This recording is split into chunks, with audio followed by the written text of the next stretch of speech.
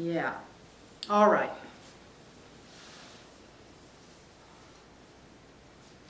Take you back to the battlefield on this first choice thing. Sometimes it's easier to see it this way, so we'll talk about it in those terms. Imagine you're in a combat arena of some kind. And imagine that it's you against them, you against him, you against it. Pick whatever foe you like, but make sure it's a big one. Make sure it's a scary one. Make sure it's bigger than you think you can handle. Make sure that you think you're going to die, right? So pick something like a giant or a cyclops or some huge lion or something, right? Okay, all of a sudden, there you are, and you maybe have a knife, or hopefully you've listened to us enough that you have at least a sword with you, right? So you've got a knife and a sword, maybe even one of those little shield things. We've never much used those, but they're good. Have one of those around every once in a while, so there you go. You've got some tools. You've got a big foe. You can, if you choose, say, I wish I was someplace else. Yeah. We think that's a stupid move.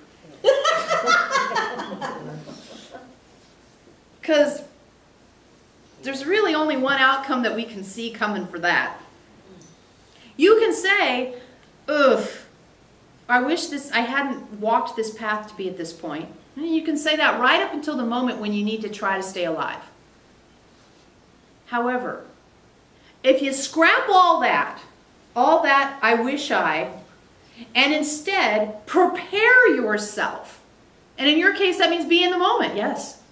Prepare yourself to take on something that you don't think you can match, but at least you're going to try, because you're not sissies. This seems bigger than me, this life problem, this health problem, this relationship problem, this thought problem. It seems bigger than me. It's the giant cyclops with the swingy chain thing. Here he comes. He's stumbling across the field of battle. He's coming right for me. I can't get away from him. I can spend this last moment wishing I wasn't here or preparing for the fact that I am. That's your choice. I wish I wasn't here. Do you think that's going to help you? Easy to see that it wouldn't, right? You can imagine us being like, oh, I wish I wasn't here. What is happening?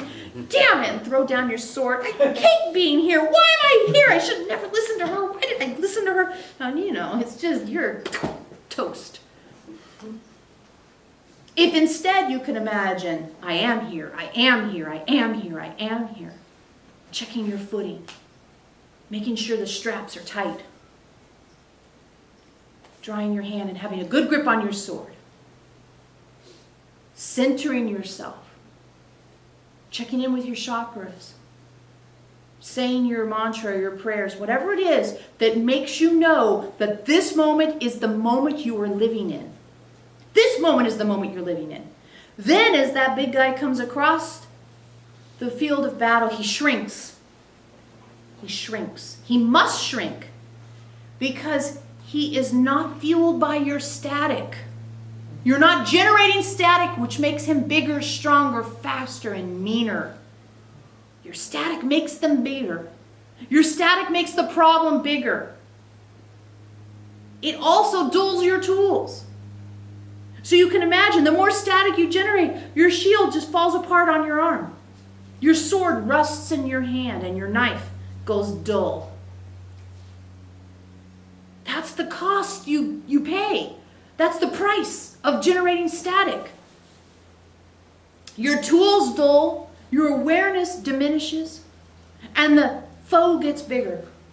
When you stop generating static, your tools sharpen, you feel stronger, and your foe has to get smaller. He has to get smaller. He has to get smaller. Because you're not feeding him. When something happens in your life and you feed it with habitual, of course it gets bigger. Louder is another way to say it. Let yourself be free of that noise. Let yourself be free of that noise. By not creating more. You talk sometimes about your conversations and your relationships and how to balance them and this, that, and the other thing. Do your part. Do your part. watch your foe change. It must. Because you become a different person. You're on a different stepping stone, as the Matriarch explains. You're on a different stepping stone. Therefore, the foe you face is not the same foe as you faced before. Get on a different stepping stone. Hold your tools well, strong and sharp. Don't generate static and watch your foe change without even bloodying your blade. Make room in you for your foe to change is another important step. The temptation will be to continue to see the same Cyclops even though you're on a different stepping stone. Your mind will say it's still that fear you need to be afraid of. It's still that problem. It's still that big. Keep looking for it. It's there. Keep looking, keep looking, keep looking. That's where you have to be the warrior of yourself. Set a boundary with yourself that says, I will not project what I believe this to be. I will ask what is true now, and I will face it. I will face it in that honesty and integrity. Then your tools stay sharp and your body stays strong. And you feel tall and you feel forceful, fierce and ready. And many times your foe will turn its back and walk away from you because it knows it cannot combat you. And in your case, what this means is that many times the problem will actually change before your very eyes. It must. It will wither in front of your high vibrational stance. It must. It must. We'll say this to you. At a risk of making a generalization, we're going to do it anyway.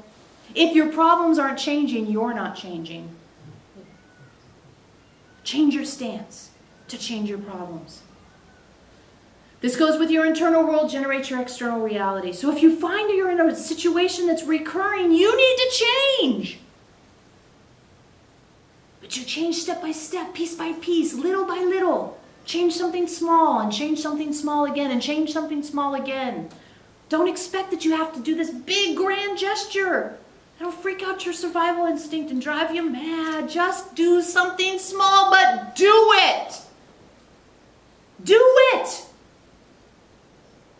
If you wish your foe to walk away from you, you must change yourself so that you present a different encounter. Present a different encounter. Yes, good night. Good night.